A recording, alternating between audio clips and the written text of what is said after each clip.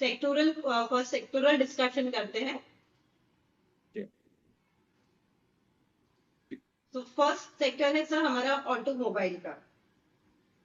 Automobile में sir कल हमारे व्यूवर्स के लिए हमने एक अशोक लेलैंड का स्टॉक डिस्कस किया था कल वाले शो में, हमारी कल क्लोजिंग शो में, जिसमें 182 के स्टॉप लॉस के साथ बाय करने की सलाह थी। ये हमारा बीटीएसटी स्टॉक था सर अशोक लेलैंड, 182 के स्टॉप लॉस के साथ 191 पे के टारगेट के लिए हमने इसको ट्रेड देना था।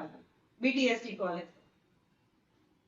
मुझे लगता है कि बिल्कुल ये एक्सट्रीमली लाइकली है कि इसने पिछले 3 दिन को, कल जो एक्टिविटी हुई है उसमें गैप डाउन ओपनिंग हुई, उसके बाद स्टॉक ने पिछले 3 दिन के, फॉर दैट मैटर 5 दिन के कैंडल को इनगल्फ किया। उस 5 दिन के कैंडल के ऊपर जाकर opening the, closing the. The closing was at 187.98 और ये पिछले 5 दिन के कैंडल को इनगल्फ किया है। डेरिवेटिव्स डेटा को क्लोजली ऑब्जर्व करेंगे अशोक लीलैंड में, तो कल ऊपर इंटरेस्ट 1% ऊपर था। आईवी एक्सपेंशन देखने को मिला है, पीसीआर में एक एक्सपेंशन देखने को मिला है। So I think it is adequately poised. Open interest buildup is very smooth above a zone of 16,040, 60,040 के ऊपर एक बड़ी स्ट्रेंथ है। जो एक गैप डाउन हुआ था 19 जनवरी को, वो देखिए 16,165 के पास, माफ कीजिएगा, मैं जी जी निशा, तो देखिए एक स्ट्रेंथ है इसके अंदर। माफ कीजिएगा, मैंने मारुति का चार्ट देख लिया था। तो 188 के पास जो इसका जोन था, सप्लाई जोन था, वो ब्रीच हुआ है, वो टूटा है। 188 188.78 पर कल क्लोज मिला है। ये जोन बहुत इंपॉर्टेंट है। 188 का एक बार ऊपर, इसके ऊपर गया है। ओपन इंटरेस्ट 1% ऊपर गया है। पीसीआर 0.62 है, मीन सफिशियंट रूम है पोर्ट्राइटर्स के लिए इसको ऊपर ले जाने के लिए। आईवी इज 30, थोड़ा आईवी पर्सपेक्टिव से काफी एक्सपेंडेड है। इवन देन आई बिलीव कि आज एक हो सकता है आज एक साइडवेज मूव आ जाए, तो हो सकता है कल एक मूव आए निशा, पॉसिबल है। और ये भी लाइकली है कि आज ये मूव कंटिन्यू करे, एक बड़ी स्ट्रेंथ रहे, क्योंकि इसने 5 दिन के कैंडल को इनगल्फ किया है। हो सकता है मूव, जैसे आपने डिस्कस किया, 190, 191, 195 तक एक्सटेंड हो सकता है, एक्सट्रीमली लाइकली है जी। सर ऑटो सेक्टर में हमने एक और स्टॉक निकाला था बीटीएसटी के लिए, जो था हीरो मोटोकॉर्प का।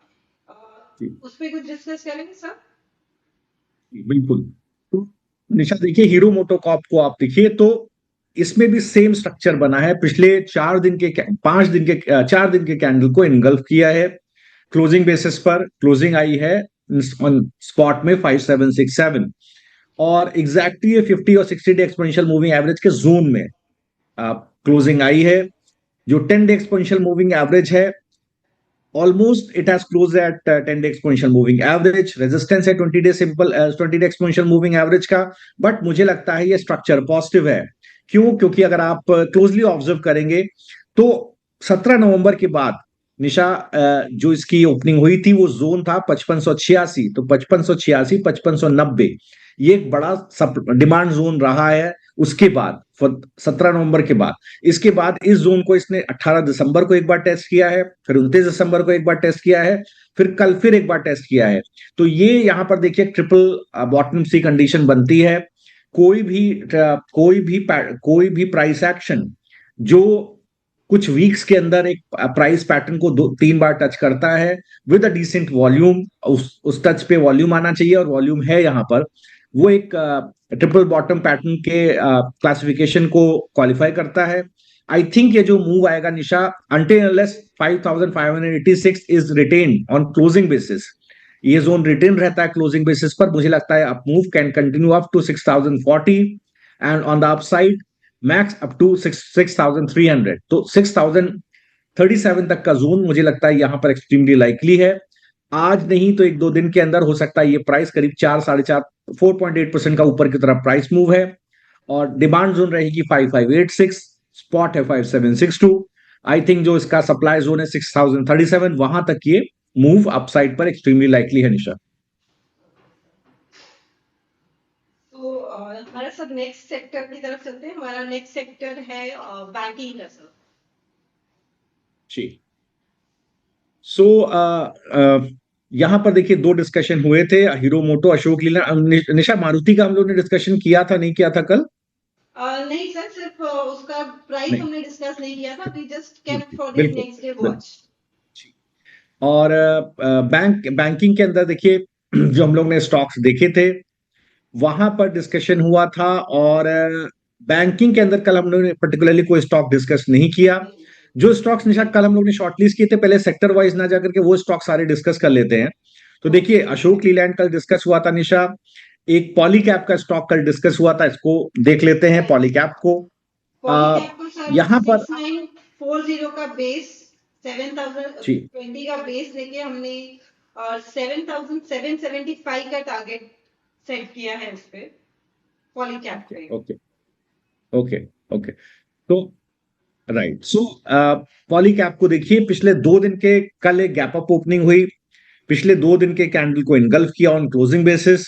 अभी भी क्रिटिकल मूविंग एवरेजेस के नीचे ट्रेड कर रहा है। लेकिन आप डेरिवेटिव्स डेटा को क्लोजली देखेंगे तो वहां पर एक अच्छा सपोर्ट मिलता दिखाई दे रहा है। ये जो पर्टिकुलर मूव कल आया है ये एक डिमांड जोन से आया है। ये डिमांड जोन है 7,000 का। 7,000 का डिमांड जोन अगर आप हिस्टोरिकली देखें तो 19 अगस्त के बाद से ये जोन एक अच्छा डिमांड जोन है 7,000 का। इस जोन को एक बार पहले 19 अगस्त के आसपास टेस्ट किया स्टॉक ने, दोबारा फिर एक बार 10 दिसंबर, 18 दिसंबर के पास टेस्ट किया, और कल फिर एक बार, परसों एक बार फिर उस जोन पे टेस्ट किया है। और आज भी हमें गैप अप ओपनिंग इसमें देखने को मिल रही है। इन द एंट्रिम जो निफ्टी को एक बार देख लेते हैं निशा, 1 मिनट रुक करके, जैसी ओपनिंग हो रही है आज। सो निफ्टी में आज निशा एक गैप डाउन ओपनिंग दोबारा देखने को मिल रही है। बहुत मिनिस्क्यूल गैप डाउन ओपनिंग है, 2 बेसिस पॉइंट्स की, लेकिन है gap down opening. Gap down opening ही होती है। तो पुल बैक में एक बार मुझे लगता है कि एक बार शॉर्ट कॉल बिल्डअप काम में आएगा और दोबारा कॉल राइटर्स के जोन से एक बार गिरावट या नए शॉर्ट्स क्रिएट हो सकते हैं। बैंक निफ्टी में भी एक गैप डाउन ओपनिंग है 7 बेसिस पॉइंट्स की, 59,850 पर आपको प्री मार्केट ओपन दिख रहा है। नीचे के लेवल्स जो मैंने आपको डिस्कस किए थे 59,590, ऊपर रेजिस्टेंस है 60,100 जो मैंने आपसे ऑप्शन लैब में डिस्कस किया था। सिमिलरली निफ्टी के लिए देखिए जो इंपॉर्टेंट जोन था कॉल राइटर्स का वो था 25,650, नीचे सपोर्ट जोन था, बाय डिमांड जोन था 45,475। गैप डाउन ओपनिंग है निशा, हो सकता है शॉर्ट्स दोबारा उस जोन में 25,650 के जोन में आपको दोबारा शॉर्ट होते हुए दिखाई दे। हमारा ट्रेड एडिक्वेटली पॉइज्ड है, दैट रिमेन्स। पॉलीकैप में देखिए गैप अप ओपनिंग हो रही है और यहां पर जो डेरिवेटिव स्टैट्स कल दिखा रहा था वो ये दिखा रहा था निशा कि एक अच्छा लॉन्ग बिल्डअप है। और थोड़ा सा जो बेस डिमांड जोन है वो 7390 के पास है। पीसीआर 0.52 है, एडिक्वेटली पॉइज्ड है पुट राइटर्स के लिए। डिलीवरी एक अच्छी बढ़ती हुई दिखाई दी थी कल, करीब 5,40,000 कॉन्ट्रैक्ट डिलीवरी में आए थे, 72% अप था। और जो इसका सबसे बड़ा सप्लाई जोन था 7430, उस जोन को कल इसने टेस्ट किया और उसके ऊपर जाकर के क्लोज किया। तो निशा मुझे लगता है एक्सट्रीमली लाइकली है कि ये ओपनिंग पॉलीकैप में एक पॉजिटिव ओपनिंग रह सकती है। यस, ये रहता है कि कल एक बड़ा जोन एक्सपेंशन था। जब कभी वोलेटिलिटी एक्सपेंशन होता है तो उसके बाद वोलेटिलिटी थोड़ा स्क्वीज हो जाती है। हो सकता है कल एक वोलेटिलिटी एक्सपेंशन था, आज हो सकता है थोड़ी छोटी रेंज में ट्रेड पॉसिबल हो। May happen may not happen. Targets जो डिमांड सप्लाई जोन है वो हम लोग ने शेयर किया है। अगला स्टॉक निशा जो आपने मुझे निकाल करके दिया था, मैं आप ही के स्टॉक्स में से रीड कर रहा हूं, वो था डालमिया भारत, जो आई थिंक हम लोगों ने पहले भी डिस्कस किया था। उसको एक बार देख लेते हैं जल्दी से, बाजार शुरू होने से पहले। तो देखिए प्री मार्केट में गैप अप ओपनिंग है निशा, बिल्कुल अच्छा ट्रेड है ये, इसको ऑप्शन में दिया जा सकता था लेकिन नहीं दिया, कोई बात नहीं। ट्राई माय बेस्ट कि अगर बनेगा ट्रेड तो मैं जरूर क्लाइंट्स को अभी दे दूंगा ट्रेड निकाल करके। मुझे लगता है बिल्कुल ये 2267 तक का मूव इसमें लाइकली है। डिमांड जोन है 2090, 2113। आपके पास क्या डिमांड जोन, क्या ट्रेड सेटअप लिखा है निशा इसका? डालमिया भारत का कुछ लिखा है? 2195 के बेस के साथ अगर 2100 सस्टेन करता है तो 2320 का टारगेट कल हमने सेट किया है सर इसके लिए डालमिया बिल्कुल भारत। बिल्कुल जी। सो वो रहता है, आई थिंक बिल्कुल सही आपने बोला। 21, अगर 2100 2200 का जो जोन है सप्लाई जोन है वो ब्रीच हो गया तो आपको 2315 2330 तक का जोन आपको यहाँ पर बिल्कुल देखने को मिल सकता है। और एक अच्छा बिल्डअप है, I think buildup is decent enough. थोड़ा सा एग्जॉशन है एक बार कैंडल के अंदर, थोड़ा एग्जॉशन है, कल के परसों के क्लोज के नीचे क्लोज हुआ है, लेकिन जो एक कैंडल बना है 13 जनवरी को, उसको अभी भी उसके इनसाइड, उसी के कैंडल के इनसाइड में 2 दिन से ट्रेड हो रहा है। I think that is a very positive sign, उसमें कोई नेगेटिविटी नहीं आती स्ट्रक्चर के अंदर। और मुझे लगता है अभी भी आई स्ट्रेंथ एक्सट्रीमली लाइकली है अगर डालमिया भारत को क्लोजली ऑब्जर्व करें। ऑप्शन चेन के अंदर निशा, तो मैं वो भी एक बार कोशिश करता हूं।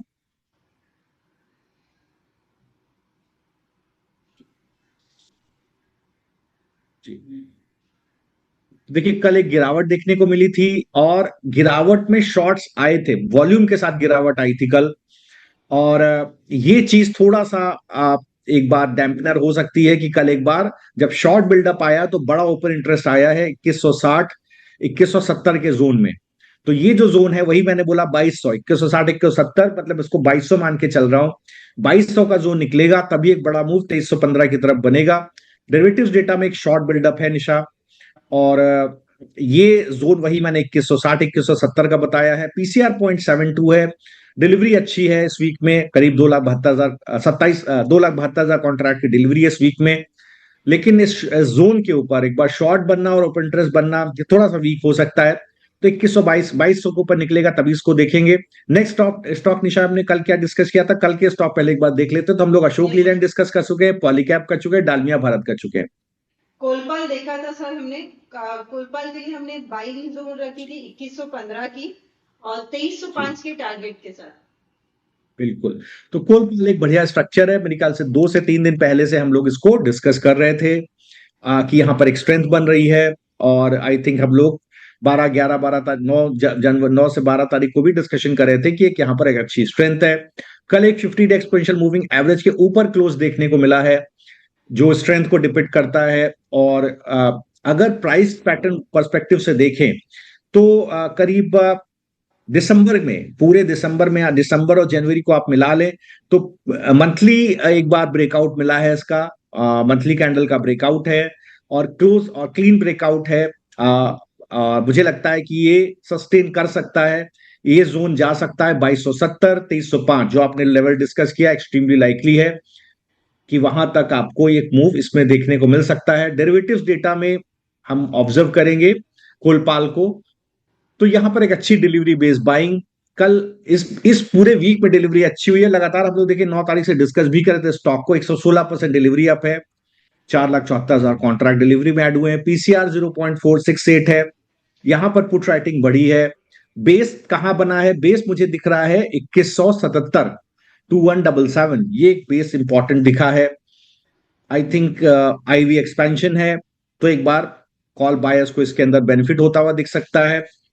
और वॉल्यूम बहुत स्ट्रांग है, 21,000 कॉन्ट्रैक्ट का कल वॉल्यूम हुआ है, जो करीब 4x वॉल्यूम है। तो वॉल्यूम के साथ डिलीवरी के साथ एक बाइंग हुई है, मुझे लगता है बिल्कुल इसके अंदर स्ट्रेंथ है, ये कंटिन्यू करेगा अपनी स्ट्रेंथ को। हो सकता है 2305 जो लेवल निशा आपने बोला वहां तक जा सकता है। जी नेक्स्ट स्टॉक निशा। श्रीराम हाउसिंग फाइनेंस कल हमने देखा था सर, श्रीराम हाउसिंग फाइनेंस के लिए बेस था 1008 का, स्टॉप लॉस था 1025 का और टारगेट था सर 1065 का, 1065।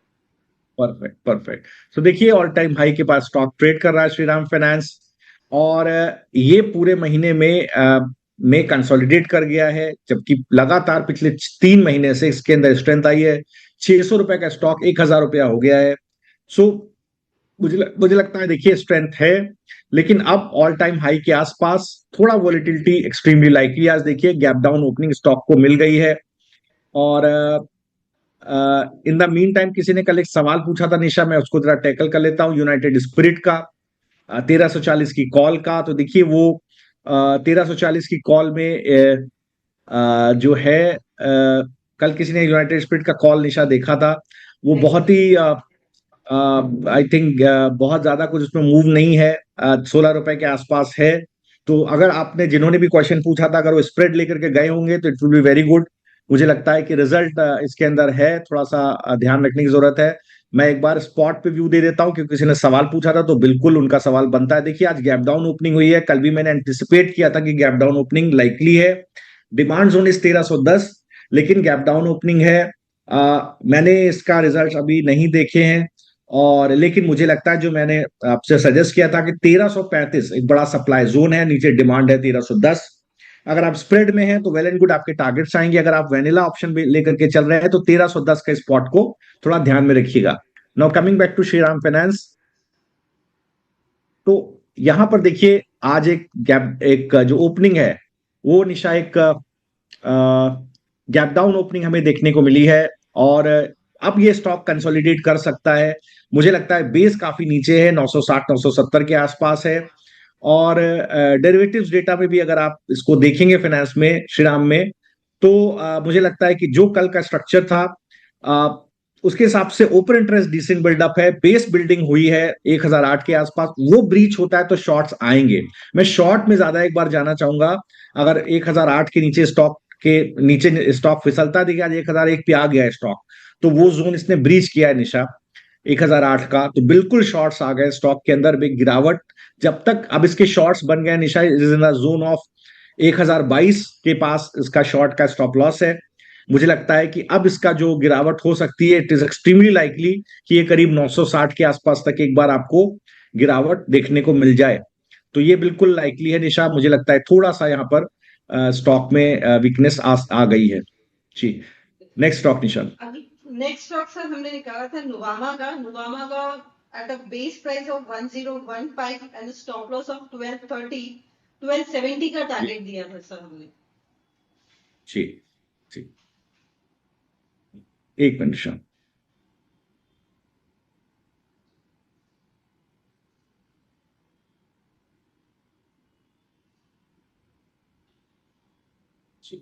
तो नुवामा को एक बार देख लेते हैं। ये सारे वो स्टॉक्स हैं जहां पर बहुत अच्छी स्ट्रेंथ रही है अभी।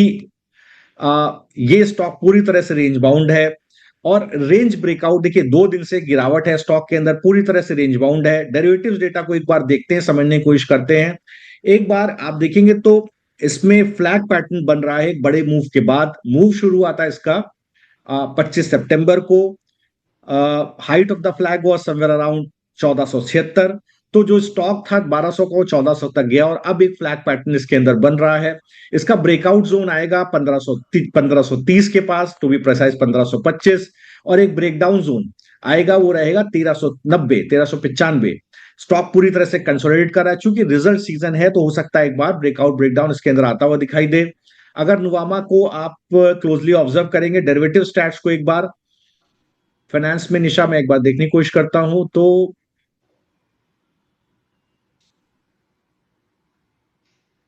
जी। सो जिस तरह का स्ट्रक्चर इसके अंदर बना हुआ है, कल आप देखेंगे तो एक ओपन इंटरेस्ट में अनवाइंडिंग देखने को मिली थी।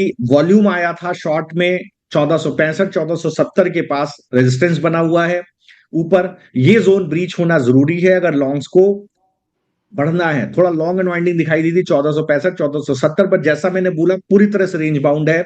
हम रेंज डिलीवरी पर एक बार ध्यान रखेंगे, अगर कोई रेंज का ब्रेकआउट आएगा उसके लिए मैंने अलर्ट लगाया है, जरूर हम इसका एक ट्रेड देंगे क्योंकि हाई बीटा काउंटर है, बड़े मूव्स इसमें आते हैं। सो मुझे लगता है वहां पर एक बार हम ध्यान जरूर देंगे। नेक्स्ट काउंटर निशा, पॉलिसी बाजार। तो यहां पर यस एक डिस्कशन हुआ था पॉलिसी बाजार को लेकर के, इसको देखते हैं जल्दी से क्योंकि बाजार ओपन हो गया है। सर, पॉलिसी बाजार का हमने 1065 के बेस के साथ 1670 के ऊपर अगर निकलता है तो 5% तक की मूव एक्सपेक्टेड है, ऐसा हमने व्यूअर्स के लिए जी डिस्कस किया था सर।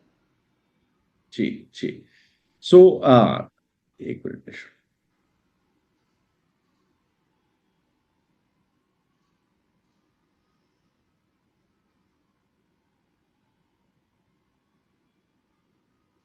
जी। सो आज देखिए जिस तरह की ओपनिंग इसको मिली है, थोड़ा सा गैप डाउन ओपनिंग है, बट मुझे लगता है कि जिस तरह का स्ट्रक्चर है इस पर्टिकुलर काउंटर के अंदर, एक जो लॉन्ग टर्म चार्ट्स को देखेंगे तो 1630 के पास एक सप्लाई डिमांड जोन रहा है हिस्टोरिकली। अगर आप 19 मई को देखें 2025, 13 अक्टूबर 2025, और इसके बाद अभी 12 जनवरी 2025, इस जोन को एक बार टेस्ट कर गया है स्टॉक। वहां पर एक बार स्ट्रेंथ आई है। एक वीकली कैंडल पे आप देखेंगे इनगल्फिंग, बुलिश इनगल्फिंग देखने को मिल रही है। पॉलिसी बाजार के अगर हम डेरिवेटिव स्टैट्स को देखें,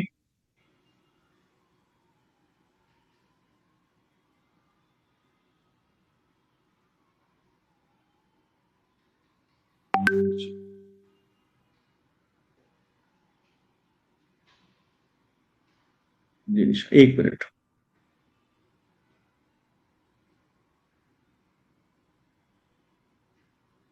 निशा, ये मैं मेरे पास स्टैट्स नहीं ओपन हो पा रहा है, so I am not able to comment on it.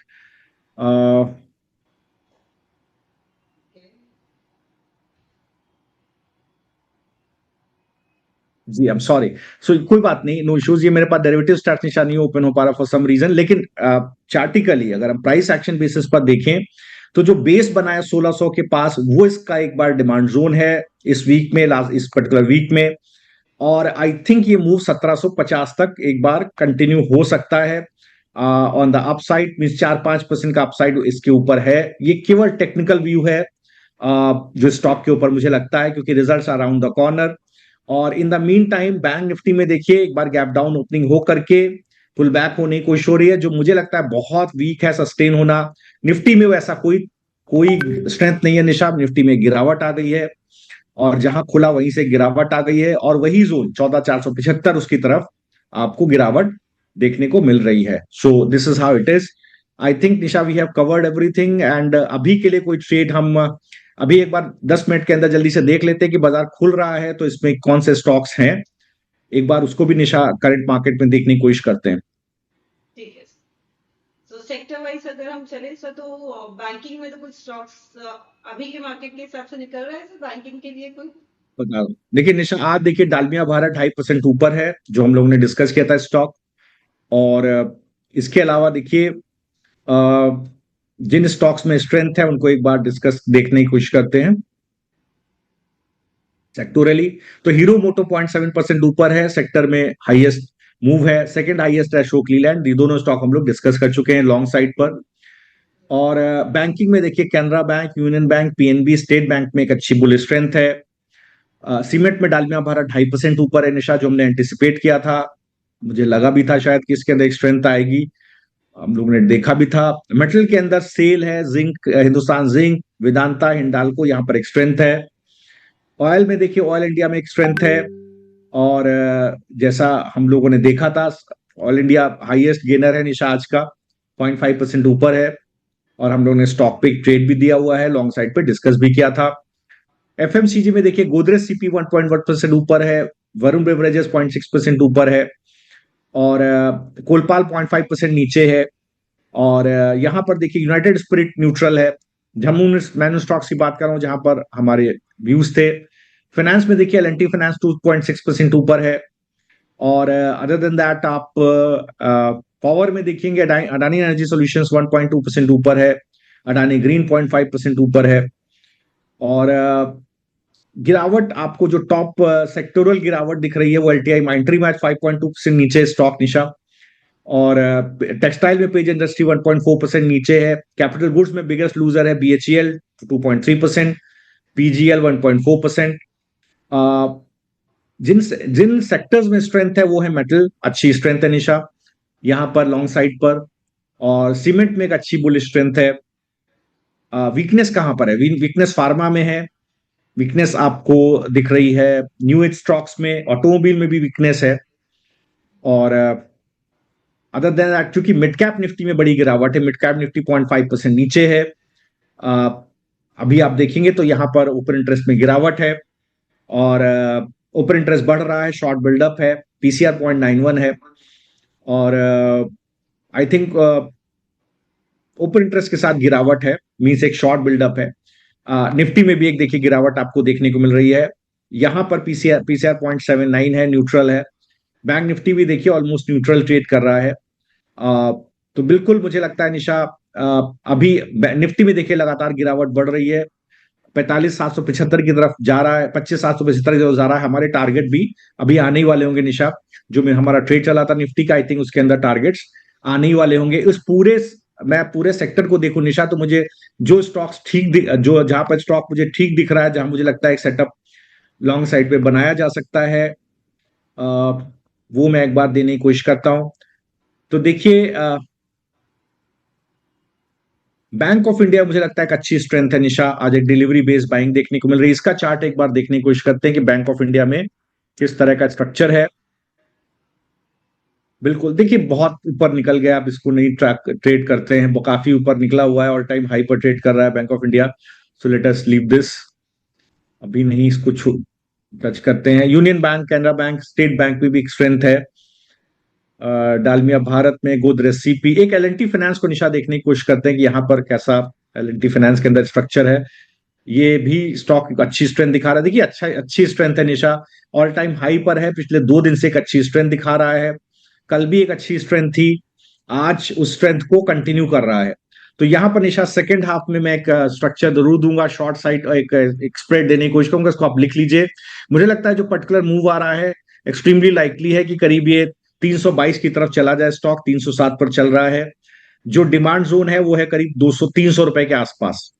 तो 300 रुपए की डिमांड जोन से आई थिंक ये स्टॉक के अंदर एक स्ट्रेंथ रह सकती है।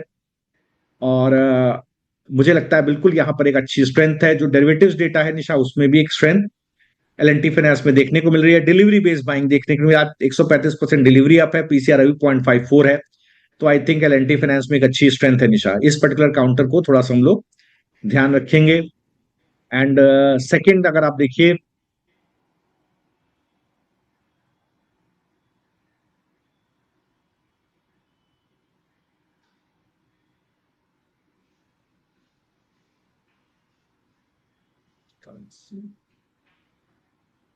बस निशा अभी इसी को ध्यान रखते हैं, यहीं पर ये एक अच्छा मूव आ रहा है। और एक गोदरेज प्रॉपर्टीज है, इसको देख लेते हैं, काफी गिरा हुआ स्टॉक है गोदरेज प्रॉपर्टीज। यहां पर एक बार एक मूव आ रहा है आज, इसको थोड़ा सा ध्यान देते हैं, नहीं छोड़ देते हैं, काफी गिरावट है निशा। ठीक है, एक केवल एल एन टी फाइनेंस को ध्यान में रखते हैं। Nisha am I audible, are you there? Yes sir, yes sir. जी। तो केवल Nisha L N T finance को भी ध्यान में रखते हैं, यहां पर एक लॉन्ग बिल्डअप मैंने आपको दिया है, इसके ऊपर हम ट्रेड क्लाइंट्स को भी शेयर करेंगे।